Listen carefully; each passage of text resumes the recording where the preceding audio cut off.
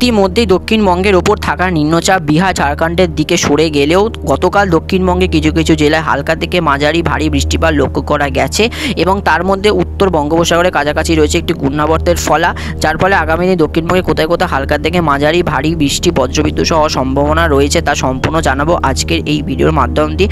তো ভারতবর্ষের ওপর দুটি ঘূর্ণাবর্তের অবস্থান রয়েছে, একটি উত্তর বঙ্গোপসাগরের কাছাকাছি আর আরেকটি রয়েছে গুজরাটের কাছাকাছি, যার অভিমুখ কিন্তু দক্ষিণ ভারতের দিকে।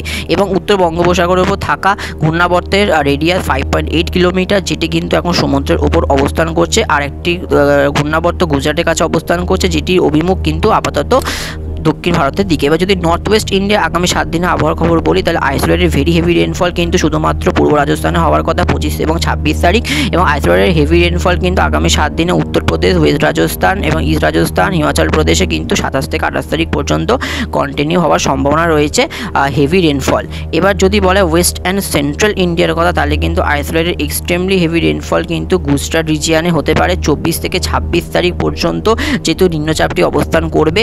এবং কচ্ছ উপকূলে 26-27 তারিখ এবং ওয়েস্ট মধ্যপ্রদেশে কিন্তু 25 তারিখ বৃষ্টি হওয়ার সম্ভাবনা। এবং আইসোলেটেড ভেরি হেভি রেনফল সেটা কিন্তু মধ্য ভারতের সমস্ত রাজ্যে কিন্তু 27-28 তারিখ পর্যন্ত কন্টিনিউ হতে চলেছে। এবার যদি বলে উত্তর পূর্ব ভারতের কথা, তাহলে কিন্তু হেভি টু হেভি রেনফল, অতি থেকে অতি ভারী বৃষ্টি হওয়ার সম্ভাবনা কিন্তু ত্রিপুরা এবং মিজোরামে 25 তারিখে।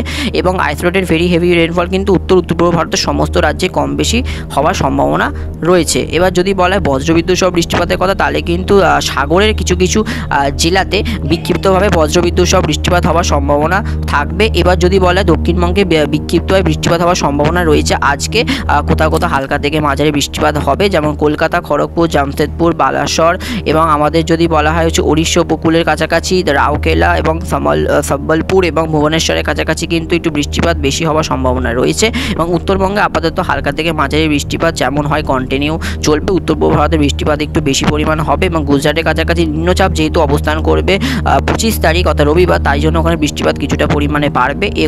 এবং এই আবহাওয়া আপাতত নিম্নচাপ ঘূর্ণাবর্তের কারণে থাকবে, দক্ষিণবঙ্গের ওপর বৃষ্টি কন্টিনিউ হবে।